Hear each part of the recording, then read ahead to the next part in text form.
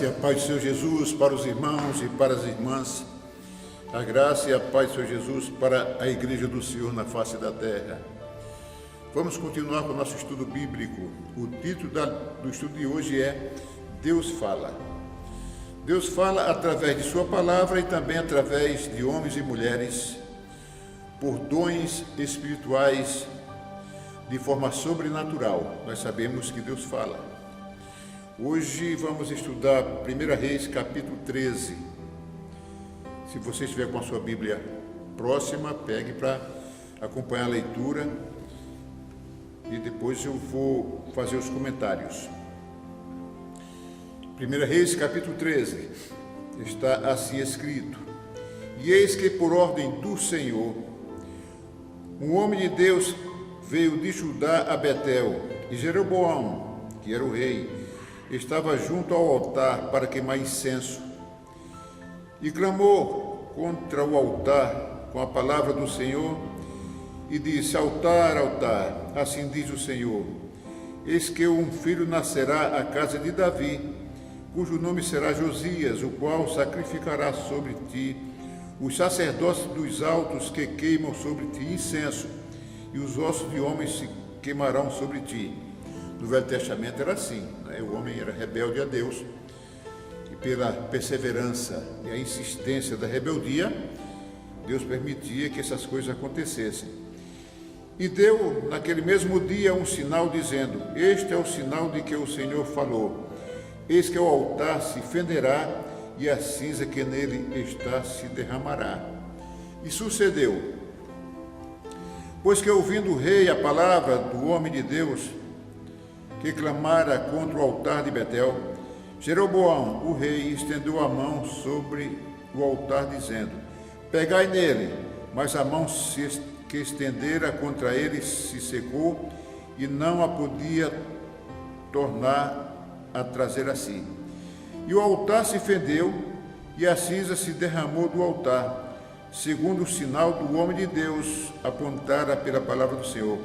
Então respondeu o rei e disse ao homem de Deus: Ora, a face do Senhor teu Deus, e roga por mim, para que a minha mão se me restitua. Então o homem de Deus orou, e a mão do rei foi curada. Pois bem, Deus mostrando para o rei Jeroboão de que Deus está no controle de todas as coisas.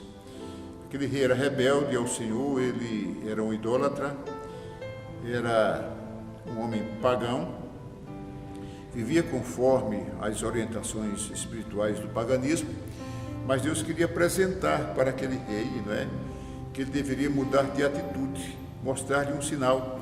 E o rei ficou satisfeito com o profeta de Deus, logo temeu, porque sabia que Deus era com ele, e disse: Olha, você vai para minha casa comer e beber, e lá te dou descanso. Ele disse: Mas de jeito nenhum, mesmo que você me dê a metade da tua casa, eu não quero. Não é, porque Deus disse para eu não comer, nem beber e nem voltar pelo mesmo caminho que eu vim. E assim foi, o homem voltou por outro caminho. Mas tinha um profeta velho na cidade.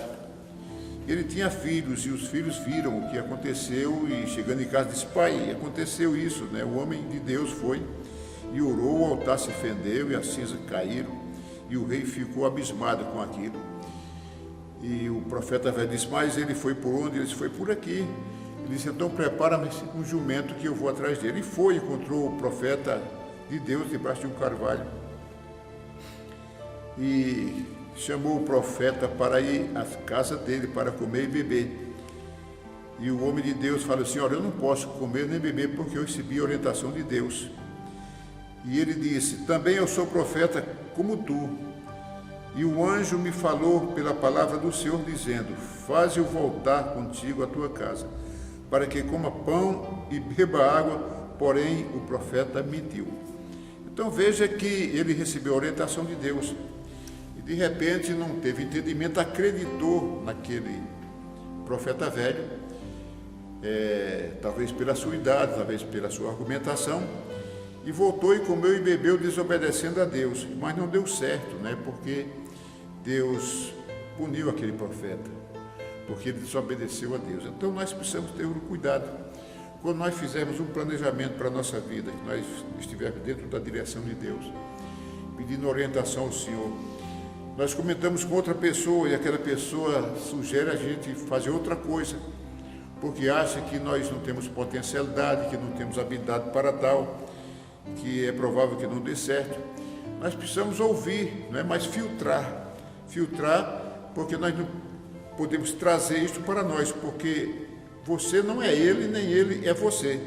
Então você tem que seguir por você, ouvindo a palavra de Deus e seguindo as boas referências, mas os conselhos a gente analisa, vê se dá certo. Quando o conselho é bom, que a gente percebe que está fora, não é, do prumo, a gente faz o alinhamento. Mas é preciso que estejamos atentos, né, para não ouvir conselhos que não são bons para nós, principalmente os conselhos que nos fazem afastar da presença daquele que é poderoso, que é Deus, o Senhor. Pois bem, o apóstolo Paulo falou assim em Gálatas 1 capítulo, Gálatas 1, versículo 8, diz: mas, ainda que um de nós mesmos, ou um anjo do céu, vos anuncie outro evangelho, além do que já vos tenho anunciado, seja anátema. Ou seja, preste atenção, né, às pessoas que se aproximam, né, as informações que são dadas, os conselhos que são dados, né? Pode dizer, olha, esta aqui é verdade, porque eu recebi a revelação do Senhor Jesus Cristo. Portanto, eu estou anunciando a palavra corretamente, né, para a igreja do Senhor. Mas se chegar alguém falando, me dando um conselho e me trazendo outra ideia, mesmo que seja um anjo do céu, eu considero como anátema. Foi o que aconteceu com o profeta velho, né? O profeta velho mentiu. Então, examinar as revelações, as profecias, é bíblico. Em 1 Tessalonicenses capítulo 5, versículo 19, fala assim: não extingais o espírito, ou seja, seja prudente, não desprezeis as profecias, mas, no versículo 21, fala: examinai tudo, retende o bem, ou seja, põe o filtro, retende o bem, examine tudo, absolutamente tudo, não é errado. Deus não vai se aborrecer quando você examina, até porque as revelações sobrenaturais, elas são totalmente intangíveis, então é preciso discernimento e ter certeza. Então nós precisamos examinar, não testar, mas examinar, ter o cuidado para reter aquilo que é o bem, porque existe muita gente falando por aí. Então nós podemos nos basear em 1 Tessalonicenses capítulo 5, versículo 21, e também em Juízes, versículo 6, a história de Gideão, Israel, os midianitas, amalequitas e o povo do Oriente. Ora, Gideão estava numa situação difícil, estava malhando trigo no lagar. O lagar era uma espécie de cisterna, uma cova, em uma rocha com um furo de saída do fundo, era mais ou menos isso. E ele estava fazendo isso porque os midianitas e amalequitas, eles viam em multidão e eles atingiam toda a plantação do povo de Israel e levavam ali bois, levavam as ovelhas, levavam jumentas, e ele subia com bois e tendas, né, em multidão, deixava o povo de Israel numa situação difícil, e o povo de Israel clamou a Deus, para Deus dar o livramento, e Deus resolveu atender o povo de Israel. E Gideão teve um encontro com um anjo, e o anjo apresentou-se a Gideão, estava debaixo de um carvalho, e o anjo olhou para Gideão e disse: o Senhor é contigo, varão valoroso. Então o anjo deu notícia que Deus livraria Israel das mãos dos midianitas, mas como Gideão sabia que era uma grande multidão, ele temeu. Gideão disse: olha, a minha família é a mais pobre em Manassés, e eu o menor da casa do meu pai. Veja que Deus pega, né? O menor, né? Para que o nome do Senhor seja reconhecido na face da terra, porque se pega o maior, iam dizer que a glória era do exército. E o anjo deu sinal de que era um enviado de Deus quando estendeu o cajado sobre a oferta que Gideão trouxe para ele. Gideão pediu um sinal, né? E trouxe o quê? Carne de cabrito, caldo e bolos, e trouxe ao anjo, e o anjo disse: olha, coloca isso sobre a penha. E o anjo estendeu o cajado. Na hora que estendeu o cajado, subiu fogo e consumiu toda a oferta, e o anjo desapareceu. Então Gideão já tinha um sinal de que aquele anjo era da parte de Deus, porque nem todo anjo é da parte de Deus, né? Então nós precisamos, né, também examinar, é da parte de Deus? E Gideão ficou crendo que Deus livraria Israel pelas mãos dele. Mas Gideão ainda pediu mais 2 provas. E Gideão disse assim: olha, Senhor, se tens de livrar Israel por minha mão, eis que porei um velo de lã na eira. Então, se o orvalho estiver somente no velo e secura na terra, eu creio. Mas foi dito e feito. Gideão acordou de madrugada, quando pegou o velo de lã, estava, não é, com orvalho, ele espremeu, disse: é verdade. Aí Gideão, acho que temendo, disse: agora não afronta contra o Senhor jamais, e também não considere como uma desobediência ao Senhor, mas eu preciso ter certeza, porque o exército é muito grande.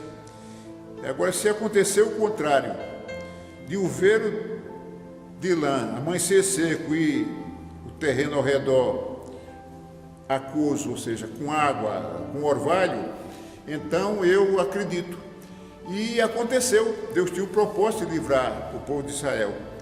Então Gideão examinou, colocou à prova e testou tudo direitinho, se é do Senhor, se não é, porque muitas revelações e muitas profecias vêm para trazer conflito na vida de algumas pessoas, que nós vamos comentar agora a seguir. Em 1 Coríntios capítulo 12, versículo 10, foi dado à igreja o dom de profecia.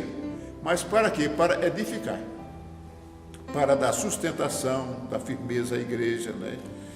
Para que ela esteja ali consciente de que Deus fala e Deus protege, Deus guarda, né? E também para exortar, que é advertir, que é para avisar, e também para consolar. Pois bem, na profecia 3 falam. Deus fala, né? Quando Deus fala, Deus edifica, Deus exorta e Deus consola, conforme está em 1 Coríntios capítulo 14, versículo 3. Então nós sabemos que é um sinal de que Deus, né, ele edifica mesmo, ele exorta e consola. Quando a profecia tem essa característica, nós podemos já ter quase certeza de que é da parte de Deus, porque nós ainda precisamos examinar a profecia. Mas o homem também fala. O homem fala, talvez movido pela emoção, o desejo de ver a pessoa aliviada de um problema. Ela acaba dizendo: Deus manda te dizer. E quando ela fala que Deus manda te dizer o que Deus não disse, não vai acontecer, porque Deus não obedece a homens, e nem Deus obedece a palavras que não são sinceras, né? Que não veio do coração, que não está conforme o coração de Deus. Ou seja, Deus não obedece a mentira. Deus não obedece a mentira. Esse tipo de profecia é chamada a profecia tenorex. Parece remédio, mas não é. Mas não é o que nós chamamos de profetada. Mas tem profetada? Tem profetada. Porque o homem é limitado. Eu já tenho experiência, já recebi profetadas ardentes. Aquela profetada que parecia ser de Deus. E eu não tinha experiência na época e eu temia não seguir a orientação da profecia, porque se eu não seguisse, podia estar desobedecendo a Deus, e vai lá que eu recebesse uma chamada de Deus ou um castigo de Deus. Aí eu segui, mas sofri muito, porque eu tive prejuízo de tempo, financeiro, emocional. Eu só não tive prejuízo espiritual, porque eu perseverei nessa palavra. Mas tem as profetadas, e não são poucas não. Mas eu quero dizer que Deus fala através de homens e mulheres, pessoas comprometidas, pessoas sinceras, pessoas que expressam fidelidade a Deus. Então essas pessoas são confiáveis, mas outras que a gente não conhece, não é, que andam por aí, andando e profetizando, e as pessoas paparicando e chamando para orar, para profetizar, para almoçar, para lanchar, para dormir, para passear. Essas pessoas, nós precisamos ter o cuidado, né? Nós precisamos conhecer a história dele, ver se tem, não é, fundamentação bíblica, a pregação dele, as mensagens que ele prega. Nós precisamos saber se a pessoa tem um vínculo com uma igreja, se tem uma referência, uma carta de referência. Nós precisamos conhecer a pessoa, nós não podemos nos envolver com as pessoas que a gente vê que se apresentam como cristã, porque o próprio Senhor Jesus Cristo disse que no meio do trigo tem um joio, e tem o joio mesmo, por mais que a gente queira abafar o joio, mas ele existe no meio da igreja, não é? Então nós precisamos estar atentos a essas coisas, sempre analisar o histórico, não é? Das pessoas, com quem ela se relaciona, a pregação dela, se ela procura viver, como é que está esta pessoa. Pois bem, o homem fala, conforme eu disse, movido muitas vezes pela emoção. Ele não teve nem o desejo de mentir, mas emocionalmente ele disse, Deus manda te dizer isso, Deus nem mandou, não é? Então isso aí traz para a gente uma confusão, porque o nosso cérebro processa uma informação, não é? Ele processa uma informação, processa uma experiência e depois entra em conflito, nosso próprio cérebro entra em conflito, e nós procuramos a escola da periferia. O que é a escola da periferia? São as pessoas que estão, né, meio fora da igreja, e achando que entende da Bíblia, começa a dar conselho, aí começa a complicar tudo, e no fim a pessoa fica confusa, acaba esfriando na fé, se afastando da igreja, ou tendo dificuldade de vir à igreja, porque está decepcionado, talvez, com Deus, quando não é para estar decepcionado com Deus. Então o homem fala, e o homem também mente. Mente, o homem mente. Tem gente que mente, mas eu creio que seja pouca gente que mente. Mas eu conheci eu tenho experiência nessa área, eu conheci que mentia muito. Olha, ele dizia que foi bruxo do candomblé. Ele dizia que foi orientador espiritual de uma pessoa chamada celebridade da televisão. Quando ele dizia isso, a pessoa, rapaz, como é que você conseguiu alcançar esse status? Disse, não, me convidaram. Quer dizer, ele se considerava uma pessoa, ele se apresentava como uma pessoa que tinha altura espiritual lá do candomblé. Ele dizia que foi grau 33 da maçonaria. Dizia que sacrificou uma filha ao demônio em troca de poderes. Ele disse, e eu assisti numa pregação no Facebook, que matou 60 pessoas em Brasília. Essa pessoa conviveu com a gente de 95 a 2002, mais ou menos. Nós conhecemos ele através da esposa dele, que trabalhava na área da educação. E ele falava que era pastor, só que eu não via ele pastoreando a igreja, nem apoiando a igreja, nem apoiando os pastores. E depois ele foi apresentando algumas coisas que eu vi que não estava bem. Eu fui me afastando um pouquinho e tal, e por fim ele separou-se da esposa e foi para o Nordeste. Chegou lá, ele anunciou tudo isso, né? Que tinha matado 60 pessoas em Brasília, 30 mandados pelo Senado Federal e 30 mandados pela Polícia Federal. E dizia também que as marcas das empresas importantes tinham um significado satânico para poder fazer grandes negócios. E ele falava tudo isso. E chegou lá, ele falava essas coisas e as pessoas ficavam admiradas, porque crente, né? Crente gosta de acreditar quase em tudo, né? Crente gosta de acreditar quase em tudo. E os pastores convidavam ele para pregar nas igrejas, e as igrejas lotavam, porque falava assim, olha, veio um ex-bruxo. Ele nunca foi bruxo, nunca via com bruxaria, absolutamente nada. Ele nunca sacrificou filha, nada, nunca matou uma galinha, ele nunca matou ninguém. E ele contava essa história e a igreja enchia, está no Facebook. E aí ele contando essa história, e ele contava e ria, né? Contava e ria. E as pessoas ficavam atentas ao que ele estava falando. Aí quando ele falava, mas Jesus me salvou, o pessoal, glória a Deus. Então ele mentia e o povo dava glória a Deus. Mas não somente os irmãos que estavam na frente, pastores atrás, glória a Deus, o homem mentindo e ele dando glória, e o povo dando glória a Deus, né? Eu vi isso, está no Facebook, né? Então, isso aí é uma coisa absurda. Engraçado que as pessoas não desconfiavam, não acreditavam.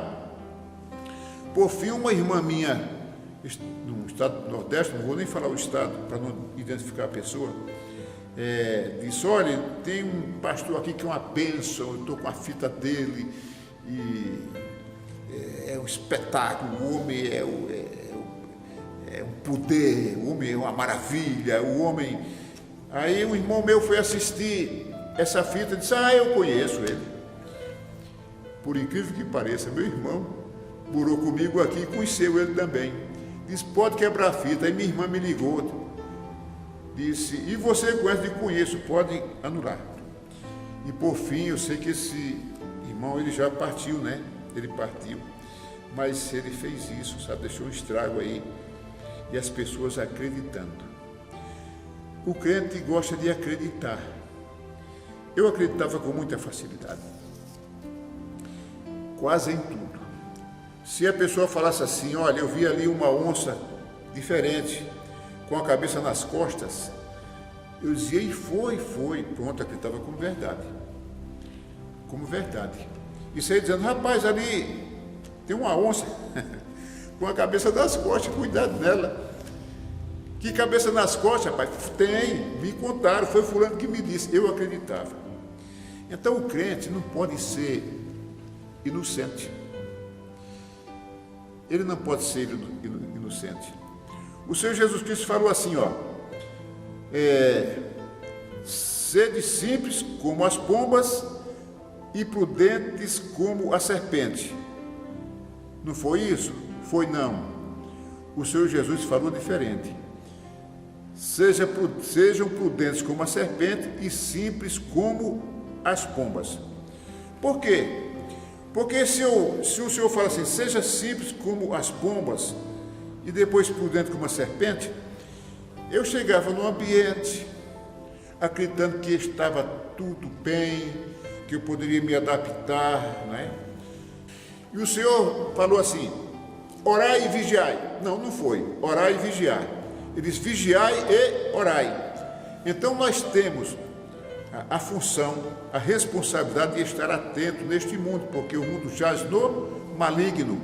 E nós encontramos muitas intempéries espirituais na face da terra que nós não percebemos, mas tem ataques espirituais neste mundo. Existe, mas o crente precisa estar atento ao que está acontecendo no mundo espiritual através dessa palavra. Essa palavra é fiel para nós. Portanto, ela traz para nós a certeza das coisas. Nós precisamos estar firmados nela, evitando esse negócio de mistério, né? Por volta dos anos 90, tinha uma canção assim: o mistério é de fogo, o mistério é de poder, quem entrar neste mistério já vai receber. Aí continua o mistério. É um ritmo bem embalado, dá até para dançar um pouquinho, é o mistério, é o mistério, é o mistério, mas isto aqui não ensina nada. E depois de uma noite a pessoa no mistério, quando ele sai de lá, ele sai sem saber de nada. Ele sai pior do que entrou, porque conforme eu disse, o nosso cérebro processa essas informações e vem para o entendimento e gera um entendimento confuso. O que nós temos que fazer é desenrolar o mistério, porque esta palavra já está desenrolada. Portanto, nós devemos o quê? Estudar. Olha, estudar é uma coisa excelente.